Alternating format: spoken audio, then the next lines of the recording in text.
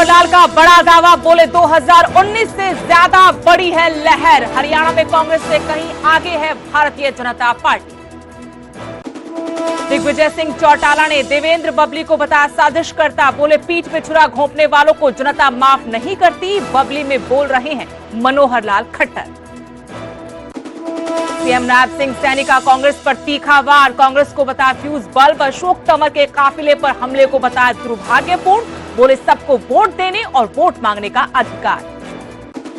बाबा बागेश्वर सरकार धीरेन्द्र शास्त्री हरियाणा में करेंगे कार्यक्रम। कुरुक्षेत्र में 3 दिन और सिरसा में 5 दिन की है कथा। बागेश्वर सरकार धीरेन्द्र ब्रह्मचारी के कार्यक्रम के बहाने डॉक्टर सुशील गुप्ता का नवीन जिंदल पर निशाना, बोले कोयला घोटाले का पैसा कथावाचकों पर खर्च किया जा रहा है। अरविंद केजरीवाल ने पेहोवा में रोड शो के दौरान केंद्र सरकार को घेरा। किसानों और महिला पहलवानों के मुद्दे पर सरकार पर बरसे, कहा किसानों के रास्ते में बिछाई कीले तो बेटियों के साथ बदसलूकी करने वालों को टिकट देकर किया सम्मान। हरियाणा में भाजपा को एक और झटका, पानीपत से पूर्व विधायक रोहिता रेवड़ी कांग्रेस में शामिल। पूर्व सीएम भूपेंद्र सिंह हुड्डा पार्टी अध्यक्ष उदय भान की मौजूदगी में थामा कांग्रेस का हाथ। प्रधानमंत्री नरेंद्र मोदी ने नामांकन किया, पीएम ने तीसरी बार वाराणसी से भरा पर्चा। नामांकन से पहले गंगा पूजन और काल भैरव के किए दर्शन। एचएसएससी के नए चेयरमैन होंगे हिम्मत सिंह, हरियाणा के एडिशनल एडवोकेट जनरल हैं हिम्मत सिंह। सरकार ने चुनाव आयोग से मांगी नियुक्ति की परमिशन। पानीपत में एक बार फिर दहेज की बलि चढ़ी नवविवाहिता, ट्रेन के आगे कूद कर दी जान। 6 महीने पहले हुई थी शादी, परिजनों का आरोप कार की डिमांड कर रहे थे ससुराल वाले।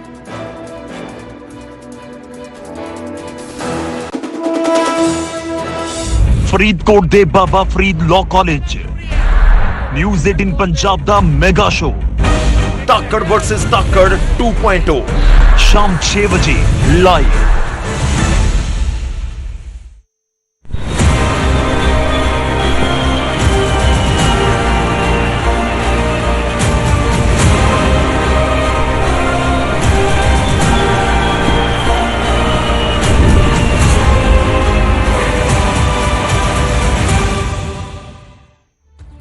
नमस्कार, मैं आपके साथ देश नैन मोर, हरियाणा प्राइम में आपका स्वागत है। बुलेटिन की शुरुआत करेंगे हरियाणा के चुनावी रण से जुड़ी बड़ी खबर के साथ।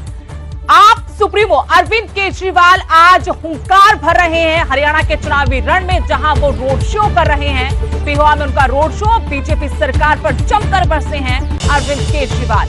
किसानों और पहलवानों के मुद्दे पर बीजेपी सरकार को घेरा है, कहा कि किसानों को दिल्ली जाने से रोका गया। किसानों के रास्ते में केंद्र सरकार ने कीलें बिछाई, बेटियों के साथ बदसलूकी करने वालों को टिकट देकर सम्मानित किया। हरियाणा के लोगों को इन्होंने अंगूठा दिखाया था। डॉक्टर सुशील गुप्ता के पक्ष में अरविंद केजरीवाल चुनाव प्रचार करने के लिए आए हैं। कुरुक्षेत्र में, पेहोवा, लाडवा में उनका रोड शो। 1 जून तक अंतरिम जमानत पर बाहर हैं दिल्ली के मुख्यमंत्री आम आदमी पार्टी के सुप्रीमो अरविंद केजरीवाल। आज उनका 3 जगहों पर, कुरुक्षेत्र लोकसभा सीट की 3 जगहों पर ये रोड शो है, जहां वो अलायंस के उम्मीदवार और अपनी पार्टी की तरफ से उम्मीदवार डॉक्टर सुशील गुप्ता के लिए वोट की अपील कर रहे हैं। किसानों के बोल्डर लगा दिए, सीमेंट के कीलें ठोक दी। इन्होंने किसानों को दिल्ली में नहीं घुसने दिया। जैसे कि किसान दुश्मन है, इनके पिताजी की दिल्ली है। दिल्ली इस देश के 140 करोड़ लोगों की आपकी दिल्ली है, इनकी दिल्ली है। इस बार ऐसा बटन दबाना, ऐसा बटन दबाना, इन लोगों को दिल्ली के बाहर कर देना। दिल्ली के बाहर करोगे नहीं करोगे? दिल्ली के बाहर भगाना नहीं भगाना। हमारी पहलवान बेटियां, हमारी पहलवान बेटियों के साथ इन्होंने कितनी बदतमीजी करी, देखा आप लोगों ने? घसीट घसीट के। और जिस आदमी ने हमारी बेटियों के साथ बदतमीजी करी, जिसने उनके सम्मान पे हाथ डाला, उसके बेटे को टिकट दे दी इन्होंने। तो एक तरह से सारे हरियाणा के लोगों को ये अंगूठा दिखा रहे हैं, जो करना है कर लो, इस बार करके दिखा देना इनको। जिन लोगों ने हमारी पहलवान बेटियों की इज्जत पे हाथ डाली, हमने चूड़ियां पहन रखी है क्या? इस बार बटन दबा के उनको ऐसा सबक सिखाना दोबारा हमारी बेटियों की तरफ उंगली ना उठा। और एक चीज समझ लेना, पूरी तानाशाही मचा रखी है इन्होंने, पूरी तानाशाही। मेरे को गिरफ्तार कर लिया, किसानों को दिल्ली में नहीं घुसने देंगे, पहलवान बेटियों के साथ बदतमीजी करते हैं और जो बदतमीजी करते हैं उनको टिकट दे के सम्मानित करते हैं। वहीं पूर्व सीएम मनोहर लाल ने बड़ा दावा किया है, कहा है कि 2019 से ज्यादा बड़ी लहर इस वक्त देश में है, प्रदेश में है। 18 मई को पीएम मोदी, 17 मई को अमित शाह हरियाणा में रैली करेंगे। हरियाणा में कांग्रेस कहीं पर भी नहीं है, बल्कि हम हरियाणा में चुनाव प्रचार में भी कांग्रेस से कहीं ज्यादा आगे हैं। जेजेपी विधायकों से मुलाकात के सवाल पर पूर्व सीएम मनोहर लाल ने कहा कि राजनीति और चुनाव में मुलाकात का दौर चलता रहता है। कांग्रेस को समर्थन देने वाले निर्दलीय विधायकों पर कहा कि जो 3 विधायक गए उनमें से एक विधायक ने कहा कि गलती हो गई। अभी तक 86 रैलियां हो चुकी हैं, बल्कि 87 हो चुकी हैं। 3 जो रैलियां हैं, आज 3 कंप्लीट होने के बाद शाम तक सब 90 विधानसभाओं का हमारा जो विधानसभा स्तर की रैलियां हो जाएंगी। अब इसके बाद जो राष्ट्रीय नेता हैं उनके कार्यक्रम शुरू होंगे। अमित शाह जी के पहले 17 तारीख को कार्यक्रम है, फिर माननीय प्रधानमंत्री जी की दो रैली 18 तारीख को हैं, उसके बाद नड्डा जी हैं, हमारे राजनाथ सिंह जी हैं, प्रधानमंत्री जी की एक रैली बाद में फिर 21 तारीख को भी है। तो इस प्रकार से अलग अलग दिनों में अलग अलग रैलियां होंगी। कोशिश हमारी रहेगी 10 की 10 लोकसभा में एक बड़ी रैली कम से कम जरूर हो जाए। हरियाणा में एकदम बहुत बढ़िया हालत है, क्योंकि हम कांग्रेस से कहीं आगे हैं। कांग्रेस का अभियान तो अभी टेक ऑफ करना शुरू किया है। हमने तो 1.25 महीना बल्कि 1.5 महीना हो गया है, 1.5 महीने से अपने अभियान को बराबर इस लेवल पर लेकर के आए हैं कि रूट लेवल पर, बूथ लेवल पर भी हमारे कार्यकर्ता डोर टू डोर जाना उन्होंने एक राउंड पूरा कर लिया है। दूसरे राउंड के लिए अब शुरू हो जाएंगे। तो जो पार्टी इतने नीचे लेवल तक अपने जनता को, और खास करके जनता पार्टी की जो उपलब्धियां हैं, पार्टी की जो नीतियां हैं, वो जनता तक पहुंचाने में कामयाब हुई है। आने वाले 7 दिन के अंदर और इसको मजबूती से करेंगे। जेजेपी नेता दिग्विजय सिंह चौटाला ने देवेंद्र बबली पर बड़ा जुबानी वार किया है। उन्होंने देवेंद्र बबली को साजिशकर्ता कहा है, कहा कि पीठ में छुरा घोंपने वालों को जनता माफ नहीं करती। देवेंद्र सिंह बबली में मनोहर लाल खट्टर बोल रहे हैं। देवेंद्र सिंह बबली को लुटेरे की संज्ञा दी है। दिग्विजय सिंह चौटाला ने कहा, हमने इनेलो को छोड़ा लेकिन इनेलो पर कब्जा करने की कोशिश नहीं की। सरगर्मियां तेज है कि देवेंद्र सिंह बबली अपने कार्यकर्ताओं से रायशुमारी कर रहे हैं, अन्य विधायकों के भी संपर्क में हैं और वो जेजेपी पार्टी पर दावा ठोक सकते हैं। इसी पर जेजेपी नेता दिग्विजय सिंह चौटाला ने उन्हें साजिशकर्ता कहा है। चाहिए है कि सभी प्रयास विफल हो रहे हैं। वो हरियाणा का एकनाथ शिंदे बनना चाहते थे, मगर जो हश्र उनका हुआ, प्रयास जो उन्होंने किया, सभी विधायकों ने उनको साफ मना किया। वो चाह रहे थे बैक स्टैबिंग करना, पीठ में छुरा घोंपना, और बाकी इन चीज़ों से हमें कोई फर्क नहीं पड़ता। हमारा तो इतिहास रहा है। मेरे परदादा चौधरी देवीलाल जी को भजनलाल ने धोखा दिया, सरकार उनकी बननी थी।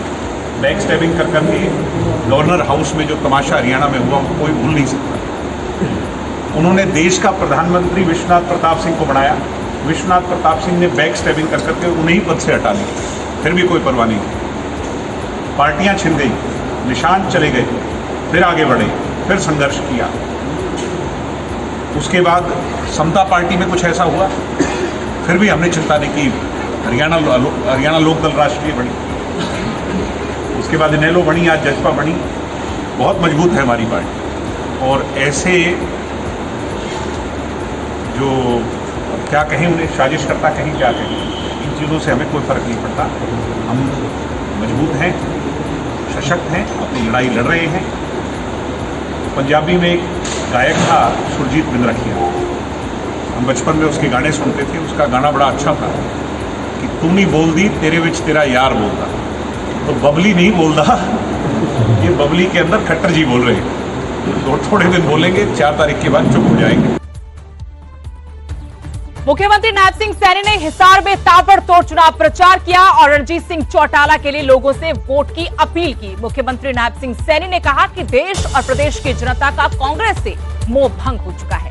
जनता ने अच्छी तरह से ये जान लिया है कि कांग्रेस का कोई भविष्य नहीं है। ऐसे में जनता ने अब भाजपा को ही एकमात्र विकल्प मान लिया है। वहीं विधानसभा चुनाव में ना तो दुष्यंत चौटाला दिखेंगे और न ही कांग्रेस। आने वाले हरियाणा में तीसरी बार बीजेपी की ही सरकार बनी। देखिए, ये बड़े हमारे नेता हैं और इनके आने से तो मजबूत भारतीय जनता पार्टी भी हुई है और भारतीय जनता पार्टी यहाँ से 10 के 10 कमल के फूल खिला करके तीसरी बार नरेंद्र मोदी जी को इस देश का प्रधानमंत्री। आम चुनाव आ रहे हैं, उसको ये पूछना चाहिए कहते आम चुनाव कब आ रहे हैं। मैं उतनी ही प्लानिंग बना सकता हूँ और मैं ये बताना चाहता हूँ कि अगली भी प्लानिंग हम बनाने वाले हैं जल्दी ही, क्योंकि जब आम चुनाव विधानसभा के होंगे बहुत बड़े मार्जिन के साथ, कहीं दुष्यंत चौटाला नजर भी नहीं आएगा, कहीं नजर भी नहीं आएगा। बड़े मैंडेट के साथ ना कांग्रेस दिखाई देगी ना दुष्यंत दिखाई देगा। बिल्कुल जनता साफ करने वाली है। गुड़गांव लोकसभा सीट पर चुनावी जंग हर दिन रोचक होती जा रही है। जजपा प्रत्याशी राहुल फाजिलपुरिया लगातार जनता के बीच पहुंचकर शिक्षा, स्वास्थ्य और सड़कों के मुद्दों को उठाकर बीजेपी पर निशाना साध रहे हैं और अपना विजन भी लोगों के सामने रख रहे हैं। फाजिलपुरिया आज बादशाहपुर पहुंचे थे, जहां उन्होंने बीजेपी प्रत्याशी पर जुबानी हमला किया और कहा कि मेरी 20 दिन की राजनीति 20 सालों पर भारी पड़ेगी। साथ ही उन्होंने कहा कि लोग बदलाव चाहते हैं और उसके लिए उन्हें लोगों से जबरदस्त समर्थन मिल रहा है। आवाज उठा रहे हैं, मेरे साथ जुड़ रहे हैं। तो मेरे को तो 10-12 दिन राजनीति में आए, मैंने तो सोचा भी नहीं था कि मुझे इतना समर्थन मिलेगा। मैंने सोचा था कि ठीक है, बदलाव की लड़ाई है, आवाज उठाएंगे, देखते आगे क्या हो। लेकिन जब मैं बदलाव की लड़ाई के लिए निकला तो पहले दिन से मेरे गांव से हमने शुरुआत करी थी। आज मैं 550 गांव कवर कर चुका हूं। हर गांव के अंदर युवा से लेके बड़े बुजुर्ग से लेके हमारी माताओं बहनों ने भी मेरी आवाज बुलंद करने का काम किया है, मेरा साथ देने का काम किया, आशीर्वाद देने का। जो स्टार कैंपेनर्स हैं बीजेपी के, वो गुरुग्राम में पहुंच रहे हैं। अमित शाह की रैली है 16 तारीख को। जेजेपी की ओर से अब कौन सी रैली आने वाले समय देखने को मिलेगी? मैं तो एक बात बताना चाहूंगा, जो पिछले 20 साल से घमंड में चूर नेता रहते थे, जो शाही महल में बैठ के फरमान जारी करते थे, गाँवों में नहीं जाते थे, लोगों से मिलते नहीं थे, आज उन्हें बड़े बड़े नेता बुलाने, बड़े लोगों को, दूसरे दिन सीएम साहब आते हैं, दूसरे दिन पूर्व सीएम साहब आते हैं, आज अमित शाह जी आ रहे हैं। क्या पता लगता है कि कितना दबाव बना दिया है पब्लिक ने विचार भी बना लिया है कि केवल बदलाव लाए। बीजेपी प्रत्याशी राव इंद्रजीत सिंह भी गुड़गांव लोकसभा में आने वाले हलकों में लगातार लोगों से संपर्क साध रहे हैं, चुनाव प्रचार कर रहे हैं। राव इंद्रजीत सिंह ने अच्छे जन समर्थन मिलने के साथ ही पिछली बार से 50% से भी ज्यादा वोट मिलने का दावा भी किया है। राव इंद्रजीत सिंह ने इस दौरान कांग्रेस प्रत्याशी राज बब्बर पर निशाना साधा। उन्होंने कहा कांग्रेस में दरारें हैं, जिसकी वजह से कांग्रेस एकजुट होकर वोट नहीं कर पा रही। कांग्रेस में भीतरघात। लेकिन इस बार मेरे को जन समर्थन अच्छा खासा फालतू मिल रहा है और मैं उम्मीद कर रहा हूँ कि पिछली बार जो मेरे को वोट मिले थे यहाँ से, वो शायद कम से कम 50% फालतू मिले। और प्रोफेसर योगेंद्र यादव भी आज लोगों के दौरे पर हैं। उन्होंने बातचीत में कहा है कि इस बार एनडीए 272 का जो आंकड़ा है वो पार नहीं करेगा। आप क्या कहेंगे? वो तो हमारे मुखालिफ हैं, तो मुखालिफ तो हमारे पक्ष की बात थोड़ी कहेंगे। हम तो ये कहेंगे कि हमारी सरकार बन रही है। 303 का आंकड़ा आज के दिन हमारे पास है। 303 से अव्वल आंकड़ा आने वाले समय के अंदर हमारे पास होगा, ये हमारी उम्मीद है। पूर्व सीएम भूपेंद्र सिंह हुड्डा ने कहा है कि इस बार राज बब्बर को 3 लाख वोटों से जिताते हैं। इसमें हम कैसे देखते हैं? भूपेंद्र भी हुड्डा साहब भी कांग्रेस के लिए वोट मांग रहे हैं, तो वो तो कांग्रेस के कैंडिडेट के लिए कहेंगे कि भी जिताओ। लेकिन राज बब्बर के लिए मुश्किल ये है कि अभी उनके कांग्रेस पार्टी के संगठन के अंदर दरारें हैं, वो अभी तक संयुक्त तौर के ऊपर वोट मांग ही नहीं पा रहे हैं। भाजपा को एक बार फिर से भूपेंद्र सिंह हुड्डा ने बड़ा झटका दिया है। भाजपा की पूर्व विधायक रोहिता रेवड़ी कांग्रेस में शामिल हो गई हैं। भूपेंद्र सिंह हुड्डा और उदय भान की मौजूदगी में उन्होंने कांग्रेस का हाथ थामा। कहा कि भाजपा में मान सम्मान की कमी थी, इसलिए पार्टी छोड़ दी। मैं मान सम्मान की शर्त पर कांग्रेस में शामिल हुई हूं।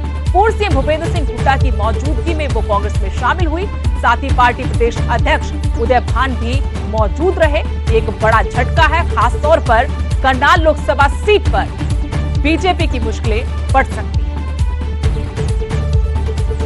भाजपा की पूर्व विधायक रोहिता रेवड़ी ने आज कांग्रेस पार्टी ज्वाइन कर ली है। रोहिता रेवड़ी रोहतक पहुंचे, पूर्व सीएम भूपेंद्र सिंह हुड्डा के सामने इन्होंने कांग्रेस पार्टी को ज्वाइन किया। रोहिता जी, वजह क्या रही भारतीय जनता पार्टी को छोड़ने की? मैंने अभी बताया मीडिया भाइयों के सामने कि ये एक लड़ाई मान सम्मान की लड़ाई थी।